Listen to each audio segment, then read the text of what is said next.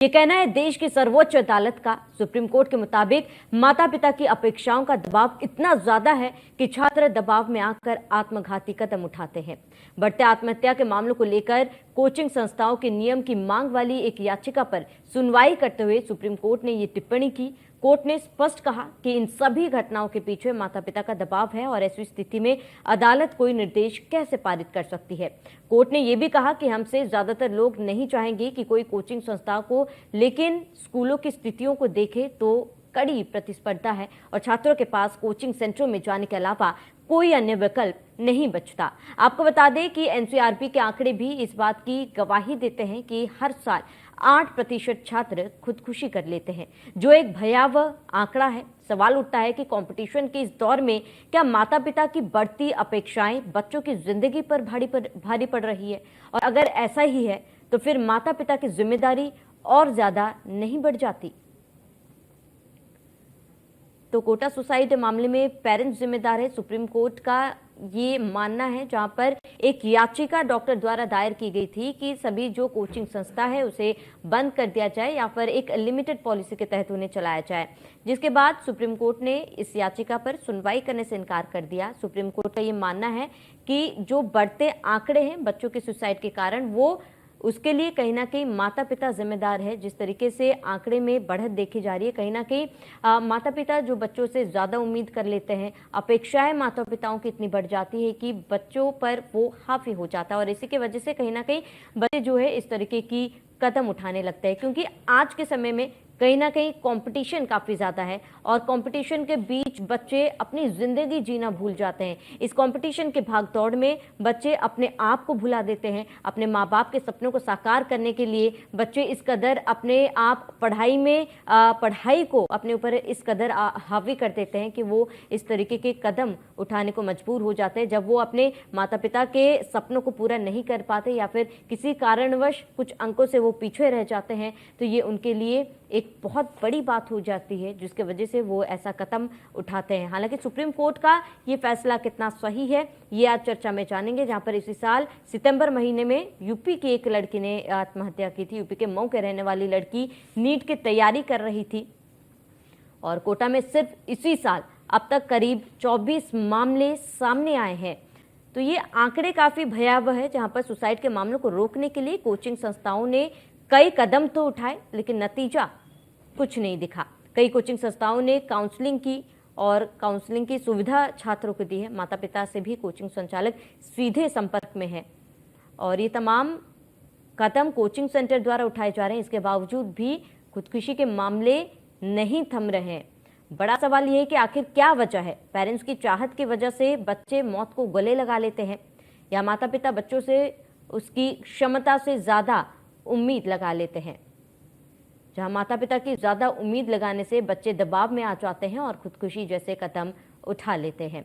बच्चों की आत्महत्या के लिए कोचिंग सेंटर्स जिम्मेदार नहीं है, ये सुप्रीम कोर्ट की टिप्पणी है, जहां पर सुप्रीम कोर्ट ने साफ साफ कहा है कि गलती कोचिंग संस्थानों की नहीं बल्कि पेरेंट्स की है। जिस तरीके से उम्मीद पेरेंट्स अपने बच्चों पे लगाए रखते हैं और इसी के साथ कहीं ना कहीं वो उम्मीदों का बोझ जो है वो ढोए बच्चे अपने शहर से बाहर निकलते हैं, बाहर पढ़ाई करते हैं और जब उन्हें असफलता का सामना करना पड़ता है तो उन्हें अपने माँ बाप का चेहरा सामने दिखाई देता है, क्योंकि माँ बाप जो है अपने बच्चे को इंजीनियर डॉक्टर बनाने के लिए उनके ऊपर उनकी क्षमता से ज्यादा उम्मीद लगा लेते हैं। और कहीं ना कहीं एक लूप होल ये भी है कि माता पिता उम्मीद तो लगा लेते हैं, लेकिन बच्चों के साथ वो रिलेशन, बच्चों को समझना, बच्चों की परेशानियों को समझना कहीं ना कहीं वो लैक कर जाता है, जिसके वजह से बच्चे जो है वो पढ़ने तो बाहर निकलते हैं और कहीं ना कहीं पढ़ाई और समय की कमी, इसके साथ ही कुछ करने की उम्मीद के साथ बच्चे इस कदर अपने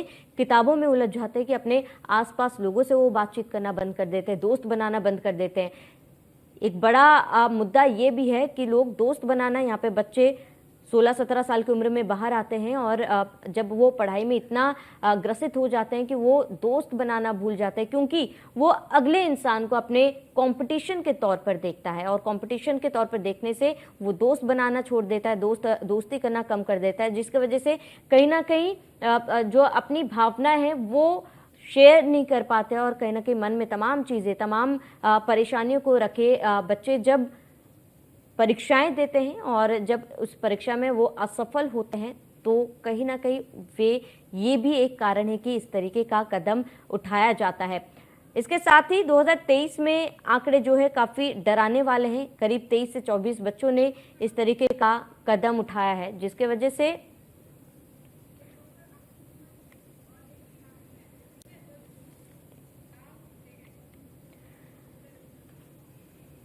चलिए इस विषय पर चर्चा की शुरुआत करते हैं। मेहमान हमारे साथ जुड़ चुके हैं, जहां डॉक्टर अंजू सुमन, साधक शिक्षाविद है, हमारे साथ जुड़ चुकी है। शिवानी जैन, अध्यक्ष ऑल इंडिया पेरेंट्स एसोसिएशन, हमारे साथ जुड़ चुकी है। आप दोनों मेहमानों का बहुत बहुत स्वागत है। डॉक्टर अंजू सुमन, मैं आपका रुख करूंगी क्योंकि शिक्षाविद हैं आप और ऐसे में कई जिम्मेदारियां आप संभालती है। सुप्रीम कोर्ट का फैसला आया है जहां पर सुप्रीम कोर्ट ने कहा है कि कहीं ना कहीं इस तरीके के जो आंकड़े अब बढ़ गए हैं, आप उसका जिम्मेदार कहीं ना कहीं सुप्रीम कोर्ट ने माता पिता को ठहराया है। आप इस फैसले को, सुप्रीम कोर्ट की इस टिप्पणी को कैसे देखती हैं? देखिए सुप्रीम श्रावणी जी नमस्कार, बहुत शुक्रिया मुझे इस कार्यक्रम में सम्मिलित करने के लिए। सुप्रीम कोर्ट ने जो टिप्पणी की है वो वास्तव में बहुत ही चिंताजनक मुद्दा बन गया था और संख्या गणना बढ़ती चली जा रही थी, तब जाकर सुप्रीम कोर्ट इस टिप्पणी को करने को विवश हुआ है और ये सत्य भी है। लेकिन ये भी सत्य है कि माता पिता से बढ़कर बच्चे का कोई हितैषी नहीं होता। लेकिन कहते हैं ना कि अति सर्वत्र वर्जित। जब अति होने लगती है ना, अति का प्यार और अति की फटकार दोनों ही भावनात्मक वार बनकर जीवन का संहार करने वाले बन जाते हैं। देखिए मैं आपको एक उदाहरण देना चाहूंगी कि बच्चे के 98.5 अंक है 100 में से, लेकिन पेरेंट टीचर मीटिंग में उस पेरेंट को जो बहुत ही गर्व से सीना चौड़ा करके टीचर के समक्ष प्रस्तुत होना चाहिए था, वो चिंता में आ रहे हैं, वो डांटते फटकारते आ रहे हैं अपने बच्चे को कि आखिर ये आधा अंक या 1.5 अंक या 1 अंक कट कैसे गया, क्यों कट गया, कहाँ कट गया। इतने प्रेशर में उस बच्चे के कैसे हवाइयां उड़ी रहती थी, जहां उसे ये गर्व महसूस हो रहा होगा कि अपनी कॉपी देखकर कि मेरे 98.5 अंक आए, मेरे 99 आए, मेरे 99.5 अंक आए 100 में से। उसे वहां पर कांप रहा है डर से, क्रोध अंदर ही अंदर विचलित है, भयभीत है कि न जाने आज पीटीएम में क्या होगा और पेरेंट्स आज टीचर से मिलने जा रहे हैं, न जाने आज क्या होगा।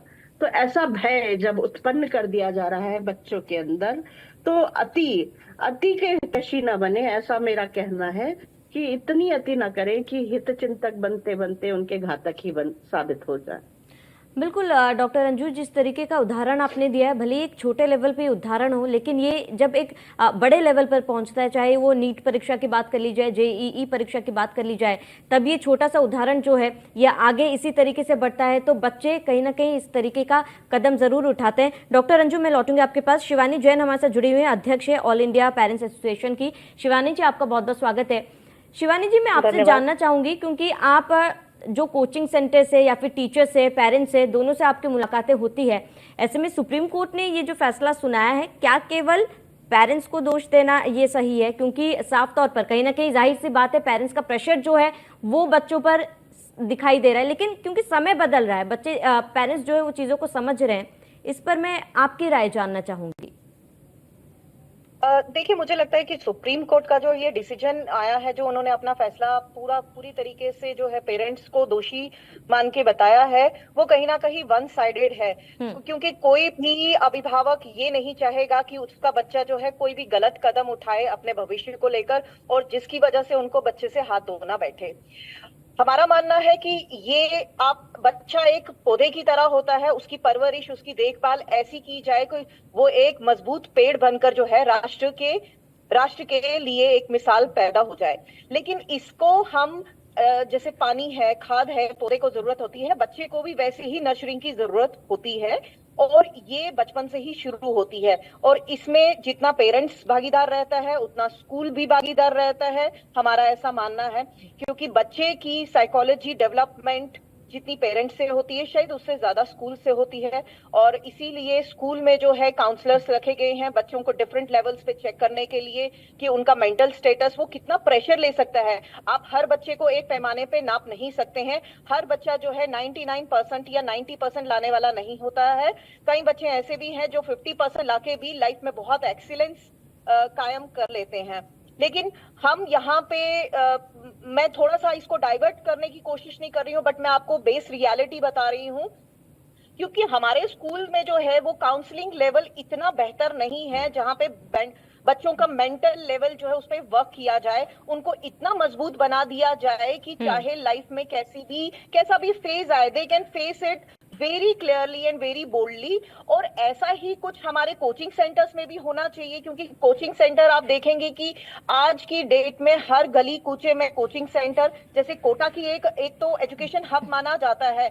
हमारा ये मानना है कि अगर आप इन्वेस्टिगेशन करेंगे तो 90% कोचिंग सेंटर जो है विदाउट अप्रूवल्स वहां पे चल रहे होंगे। अब जो कोचिंग सेंटर विदाउट अप्रूवल चल रहे होंगे वो बच्चे के मेंटल हेल्थ को लेकर कैसे काम कर रहे होंगे, विच इज वेरी इंपॉर्टेंट। जब आप एक एजुकेशन प्रोवाइड कर रहे हैं, आप एक बच्चे को क्रीम बनाने की कोशिश कर रहे हैं, आप एक तरह से दूध को मथ रहे हैं ताकि उसमें से हम क्रीम को निकाल सके, लेकिन उसके साथ साथ हमें मेंटल हेल्थ का भी ध्यान रखना है, जो कि बहुत ही रिक्वायर्ड होता है। पेरेंट्स का ऑफकोर्स इसमें मेजर रोल है, क्योंकि आप बच्चे को बाहर भेज रहे हैं, आप बच्चे को बहुत अच्छी तरह मोटिवेट करके मेंटली प्रिपेयर करके भेजें। Whatever the situation will come, आप जीत भी सकते हैं, आप हार भी सकते हैं, क्योंकि बच्चा अपनी तरफ से 100% देने की कोशिश करता है। कभी कभी उसकी कैपेबिलिटी उतनी नहीं होती है कि वो 80% भी लाए, लेकिन हम उसको पुश नहीं कर सकते कि आप 90% ही लाए। This is what where parent has to accept the reality. But हमारे को मेंटल हेल्थ पे अगर हम काम करें बेस लेवल से, यानी कि स्कूल लेवल से, तो मुझे लगता है कि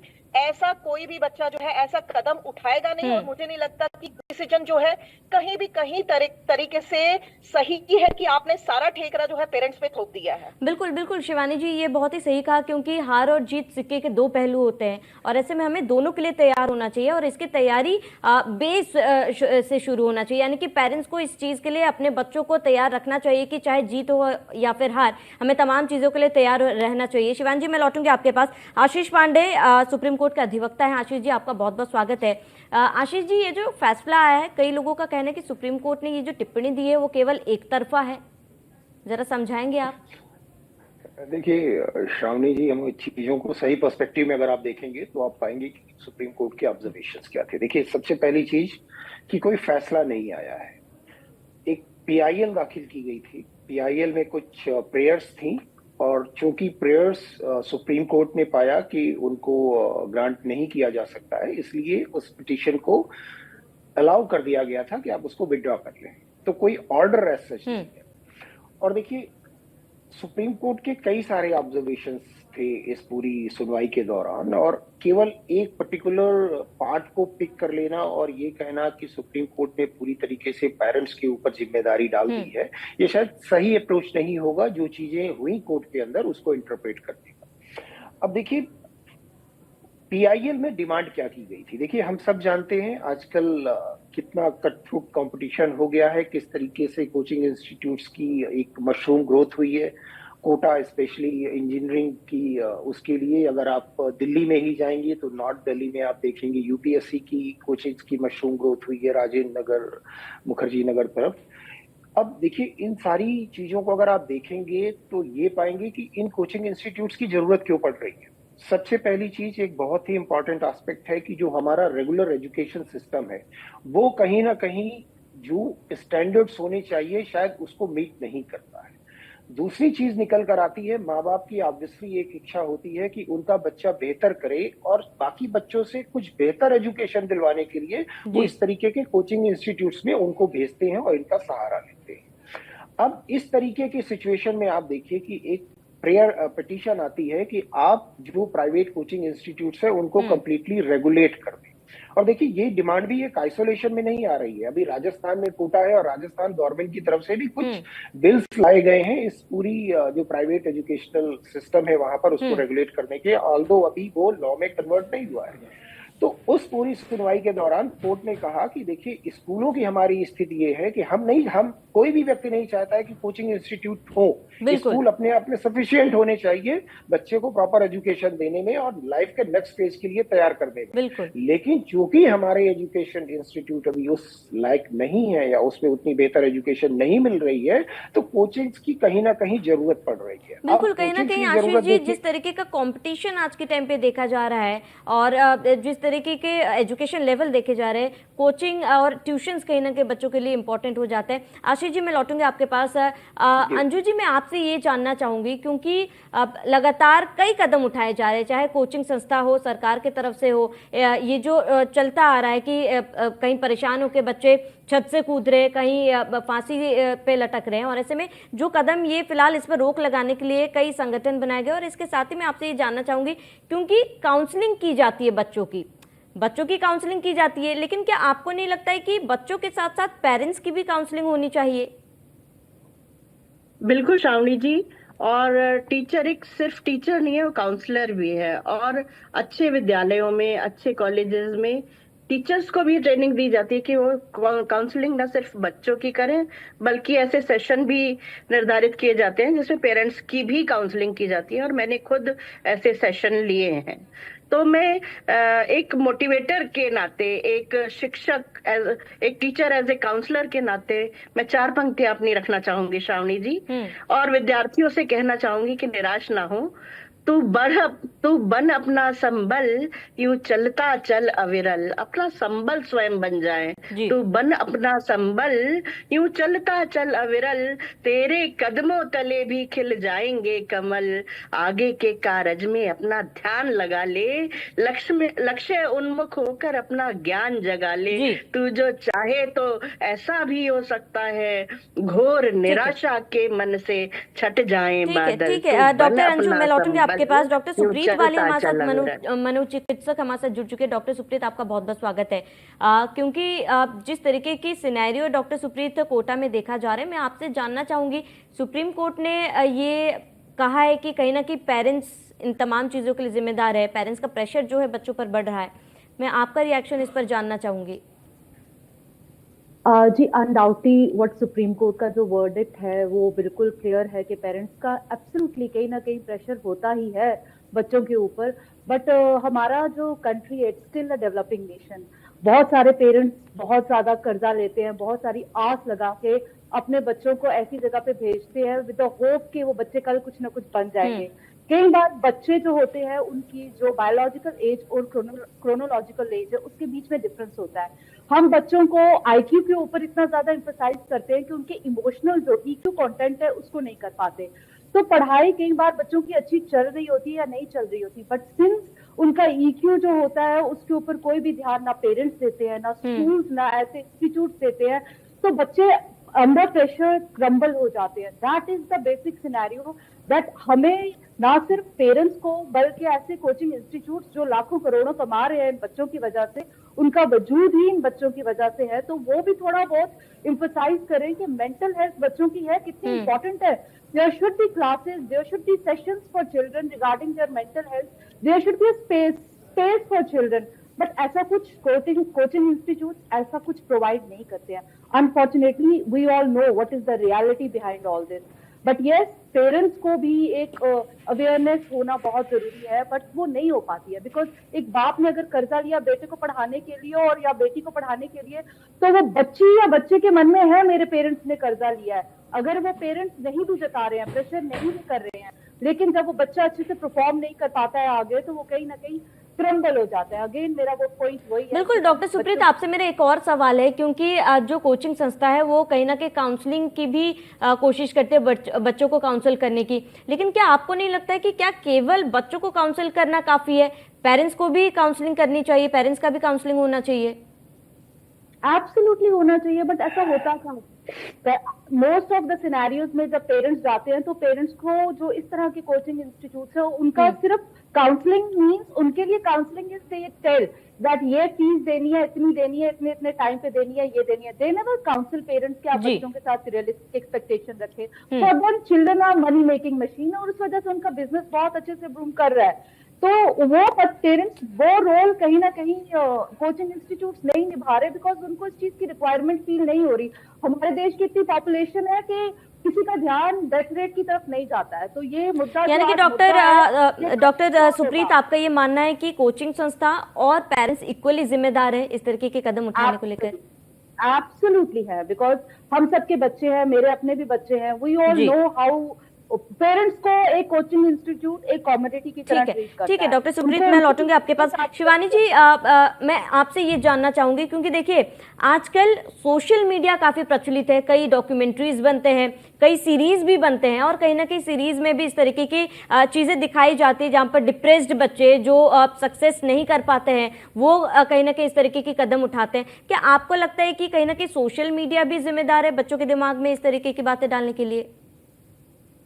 देखिए, कहीं हद तक वो भी जिम्मेदार हैं, लेकिन अगर मेंटली स्ट्रांग हो और पेरेंट्स का पूरा सपोर्ट हो और अगर बच्चे की अच्छी तरह से मेंटल हेल्थ पे काम किया जाए तो मुझे लगता है कि ये सारी चीजें इतना इफेक्ट नहीं करती है। जैसे कि अभी डॉक्टर साहबा ने बताया कि मेंटल हेल्थ के लिए हमारे को बहुत काम करना चाहिए, और इसमें काउंसलिंग खाली पेरेंट की, बच्चों की ही नहीं, पेरेंट की भी होनी चाहिए। तभी जाकर ये रिलेशन एक स्ट्रॉन्ग रिलेशन बन सकता है, और बच्चों से जो उम्मीद पेरेंट्स कर रहे हैं वो उम्मीद पे खरे भी उतर सकते हैं। इंस्पाइट ऑफ हमें बच्चे को प्रेशराइज किया जाए कि आप जो है गलत कदम नहीं उठाएंगे, आप कुछ भी रिजल्ट जैसे कुछ भी हो, क्योंकि हम जानते हैं कि ठीक है शिवानी जी, समय की कमी है, जरा आशीष जी से मैं उनका फाइनल कमेंट ले लेती हूँ। आशीष जी, मैं आपसे ये जानना चाहूंगी, क्योंकि सुप्रीम कोर्ट ने फिलहाल टिप्पणी की है, लेकिन आने वाले समय में अगर ये आंकड़े बढ़ते हैं, क्या सुप्रीम कोर्ट की तरफ से कोई सख्त कदम उठाया जा सकता है, कोई सख्त ऐसा फैसला लिया जा सकता है? देखिए श्रावणी जी, मैं फिर कह रहा हूँ, सुप्रीम कोर्ट की टिप्पणी को सही कॉन्टेक्स्ट में देखिए। देखिए जो complicated multi dimensional social problems होती है उसके लीगल सॉल्यूशंस ढूंढना शायद उस समस्या के निदान में पूरी तरीके से काबिल नहीं होगा। अब देखिए कोचिंग इंस्टीट्यूट्स की भी जो बात हो रही है, कोचिंग इंस्टीट्यूट्स की तरफ से देखिए एक वो इम्पोर्टेंट रोल ऑब्वियसली प्ले कर रहे हैं आपकी पोस्ट +2 की जो एजुकेशन है और जो स्टैंडर्ड्स है हमारे कॉम्पिटिटिव एग्जाम्स के, उनके बीच के गैप को फुलफिल कर दे। लेकिन देखिए समस्या कहां पर आ रही है, और शायद मुझको लगता है कि पिटिशनर की तरफ से इन पॉइंट्स को प्रॉपर्ली आर्ग्यू नहीं किया गया था। विद इन कोचिंग इंस्टीट्यूट्स का जो इकोसिस्टम है उसमें ऐसे कौन से पॉइंट्स हैं जहां से बच्चों के ऊपर एडिशनल प्रेशर क्रिएट हो रहा है। वो इंटर से कंपटीशन विद इन कोचिंग्स के अंदर अगर आप कुछ एग्जाम्स करा रहे हैं उसमें मार्किंग क्या हो रही है, प्रॉपर तरीके से आप अगर काउंसलिंग नहीं कर पा रहे हैं या बच्चों को इस तरीके से ट्रीट कर रहे हैं कि नहीं तुम्हारा फ्यूचर कंप्लीटली ब्लैक है अगर आपने कंपटीशन को क्रैक नहीं किया, आप माता पिता का पैसा बर्बाद कर रहे हो, या माता पिता की तरफ से उनकी फाइनेंशियल प्रॉब्लम्स की वजह से बच्चों को परेशान किया जा रहा है कि हम आपको प्रॉपर कुछ आगे पढ़ाई नहीं करेंगे, आपका बीच में सेशन कंप्लीट हो जाएगा। इस तरीके के जो पॉइंट्स हो सकते हैं इनको रेगुलेट किया जा सकता है। मुझे नहीं लगता कि सुप्रीम कोर्ट की टिप्पणी कहीं इन चीजों को कॉन्ट्राडिक्ट कर रही है। ठीक है, ठीक है, ठीक है आशीष जी, समय की कमी हमारे पास। जरा फाइनल कमेंट डॉक्टर अंजू से ले लेती हूँ। डॉक्टर अंजू, क्योंकि शिक्षाविद हैं आप, और ऐसे में देखिए टिप्पणी तो दी गई है पेरेंट्स के ऊपर कि पेरेंट्स को भी अब समझना चाहिए, लेकिन शिक्षकों की क्या जिम्मेदारी होती है? देखिए श्रावणी जी, शिक्षक उस मोमबत्ती के समान है जो स्वयं जलकर दूसरों को प्रकाशित करती है, लेकिन दुर्भाग्यवश आजकल शिक्षक उस बैंक की तरह बन गए हैं जो ज्यादा से ज्यादा इन्वेस्टमेंट चाहता है ना। तो ये कोचिंग संस्थानों में जो शिक्षक है तथाकथित, इनमें इनकी भी काउंसलिंग होने की जरूरत है, ना सिर्फ विद्यार्थी की, न सिर्फ बिल्कुल शिक्षकों की भी जिम्मेदारी होती है कि बच्चों को समझाया जाए और उनका बेस क्लियर करा जाए। समय की कमी है हमारे पास। डॉक्टर अंजू, हमारे साथ जुड़ने के लिए आपका बहुत बहुत शुक्रिया। डॉक्टर सुप्रीत, आपका जुड़ने के लिए बहुत बहुत शुक्रिया। शिवानी जी और आशीष जी, आप दोनों का भी बहुत बहुत शुक्रिया। तो ऐसे में बीते 8 सालों में जहां आत्महत्या स्टूडेंट्स कर रहे हैं और ये आंकड़ों में काफी ज्यादा बढ़त देखी गई है, डराने वाले ये आंकड़े हैं, लेकिन जरूरत है पेरेंट्स को और उन कोचिंग सेंटर्स को समझने की आखिर कमी कहां पर रह रही है। फिलहाल इस बुलेटिन में मेरे साथ इतना ही। देश प्रदेश की तमाम बड़ी खबरों के लिए आप देखते रहिए न्यूज़ 1 इंडिया।